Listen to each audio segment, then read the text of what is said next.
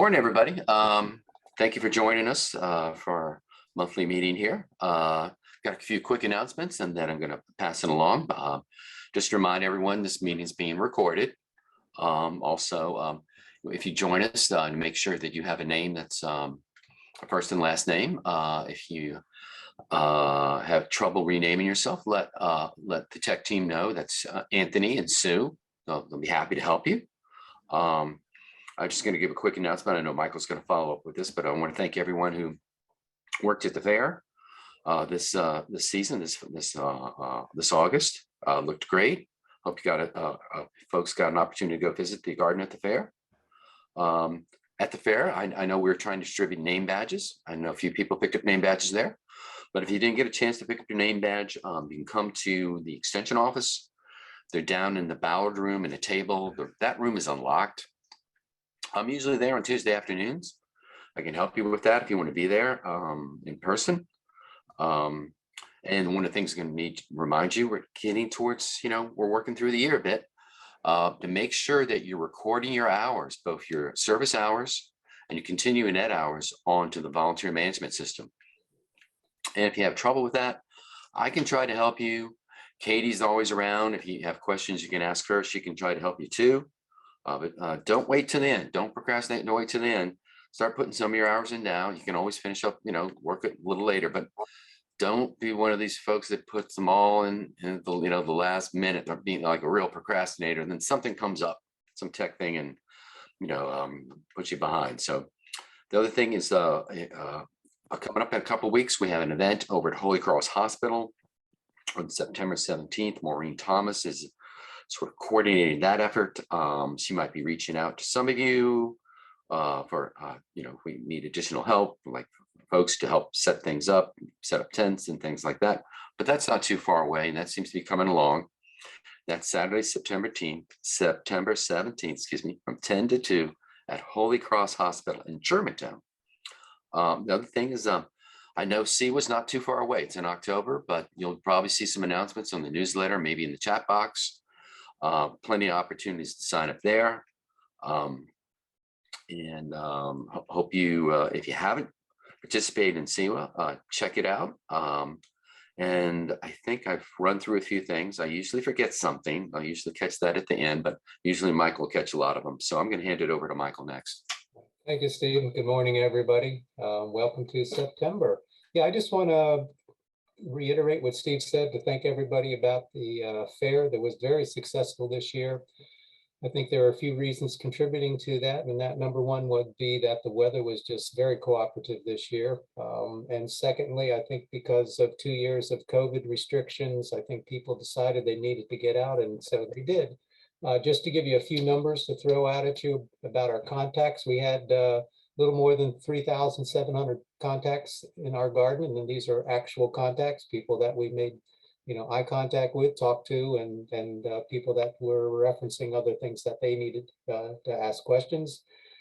Just of that group, just for some people who like statistics like I do, 60% of those people were female, 40% obviously male, and we had about 75% of those people were adults, which obviously means that we had 1/4 of the people were kids. The scavenger hunt this year was very successful. We were looking for the snakes that are found in Montgomery County. Just to pass on one little thing, Montgomery County has one venomous snake or poisonous snake, and I haven't figured that one out yet. But some little precocious little guy said to us that the snake that we identified as poisonous is actually venomous, not poisonous. And my understanding is that if it's poisonous when you eat it, it's venomous when it bites you. So we will correct that for the future. Other than that, it was good. I appreciate everybody who came out. The people who could not make it for various reasons got substitutes. Everything was very smooth. No glitches. It went off beautifully. The other thing simply is Beth Myers is going to talk in a couple minutes about plant clinics. I just want to bring your attention to those, that plant clinics are one of the hallmarks of our program. That's the way that we reach out to our clientele, our Montgomery County residents. We can talk to them. It's part of our mission statement. So if you have time for the upcoming month, we have plenty of openings that Beth is going to talk about. And I think as far as I'm concerned, I'm just going to stop talking and give it over to Beth. Okay. I hope I'm on. You are. Okay. And I don't know if you can see me or not, but I guess everyone can hear me. And you're probably at this point a little bored with my carrying on about asking people to sign up for plant clinics. I really appreciate Michael's lead in there. Yes, this is such an important part of being a master gardener. And looking at our sign up sheets for this fall, we have really an unprecedented number of plant clinics that are at risk of just being canceled because no one has signed up. And I never remember seeing anything like this. Saturdays at Brookside, almost wide open. Burtonsville, so many wide open. Gaithersburg, Silver Spring, wide open, most of them. And no one has signed up. And I'm sure there are a number of reasons. One, just talking to folks, I'm amazed at how many master gardeners, in addition to interns, just tell me they're afraid to give advice. You've done this wonderful training, but we're afraid to give advice. And to those folks, I would say, hey, you're there with a team. Nobody knows everything. You know a whole lot more than the people who are asking you questions. And very often people just need to talk things out. You have a great set of handouts to help with a lot of answers. You know how to look things up. If you can't find it when you look it up, you can refer things to the HGIC. No one's going to pin you against the wall and say, answer this. That's not going to happen. They're really fun. You get to hang out with other master gardeners. Another thing that's crossed my mind is a lot of folks are still hesitant about being in enclosed spaces in contact with the public. And I get that. That's still a concern for a lot of folks. Did you know that a lot of our plant clinics are outdoors, not just the couple that are at farmers markets, but also Brookside, weather permitting, we've moved them outdoors. So if you want to work a Saturday at Brookside and be outdoors in the fresh air, it's a great place to do it. Burtonsville is looking into moving theirs outside. And that should be another opportunity. So we're waiting to get see if we can get the go ahead from the Burtonsville Library, Praisner Library. And so you do have that option. If you're having trouble with sign-up sheets, please don't just say, oh, I tried to sign up and I had trouble with that Excel sheet. There's a coordinator listed at the top of that sign-up sheet. Go ahead and contact that person. If you can't reach that person, contact me, Beth Myers, Meyers. And we're all in the directory. And if you need help with the sign-up sheet, just go for it. And I just saw the flash from Twinbrook.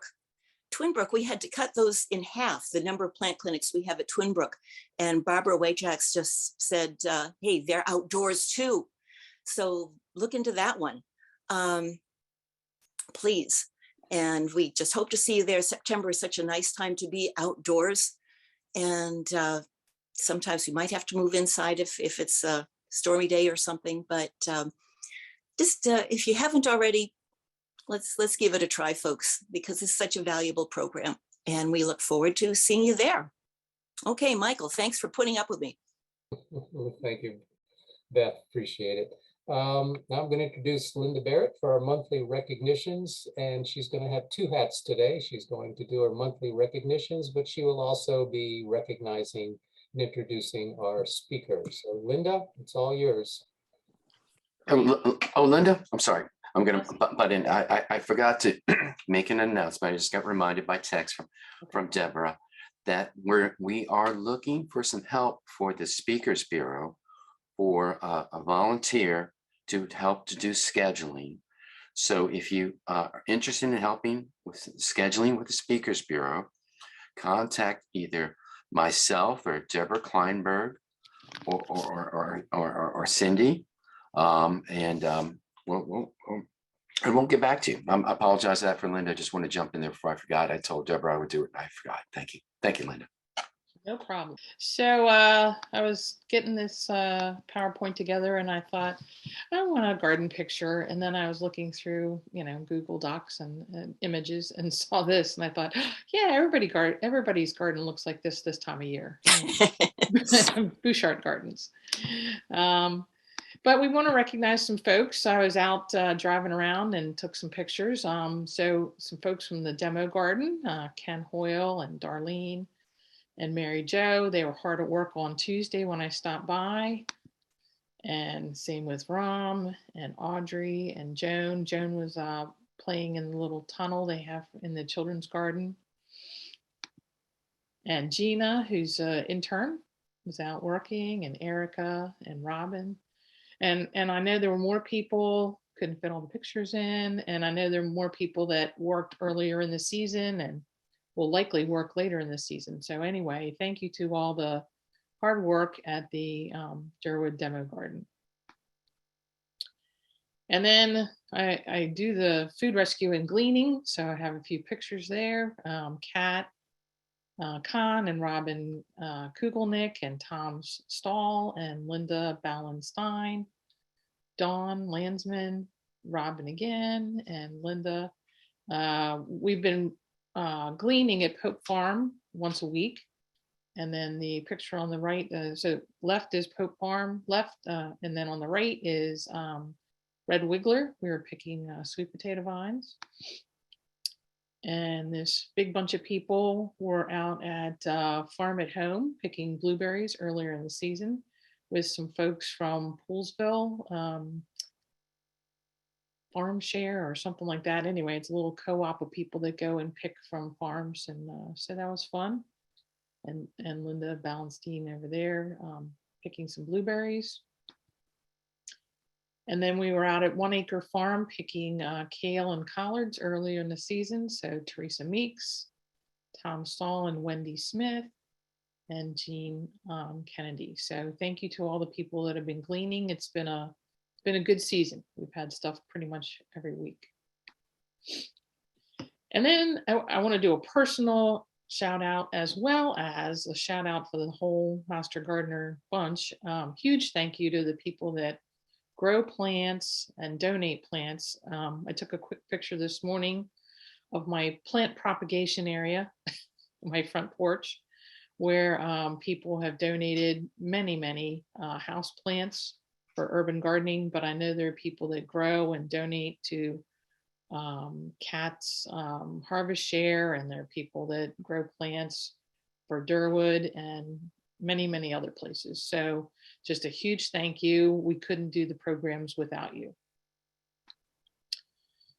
And then we've got about a month and a half, and I need your nominations for the Master Gardener Awards.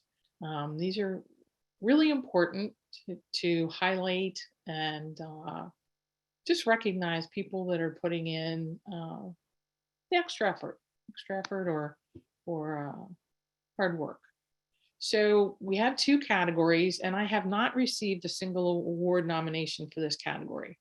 The category is Outstanding Service Award, and it's any Master Gardener or any intern can nominate any other Master Gardener or intern for this award. So anybody in the program can recognize anybody else in the program. And you're recognizing somebody for extra effort or initiative or creativity or tech skills, because there's some of us that don't have those. Maybe organizational skills, just simple commitment. They're there all the time. You know, you can count on them. Might be leadership or just a pleasant manner in dealing with the public. So last year, I think we had 28 Outstanding Service Awards. We just recognized a lot of people for just doing what they do with a little extra effort. So please send me your nominations. And you can receive this more than once. So if you were recognized last year or 3 years ago, you can still be recognized. But we do put a priority on trying to recognize people that have not been recognized before. And then there's the Master Gardener Lifetime Achievement Award. So this is for people that have 15 years or more of service. So it'll be class 2007 or earlier. And, you know, they've made an impact on what we do, our mission. So people that are in the class of 2007 are the following people in red. But it can be people before that. And, you know, I thought to myself, how do I know if somebody was in the class of 2003, or maybe they were in 2011? I don't know.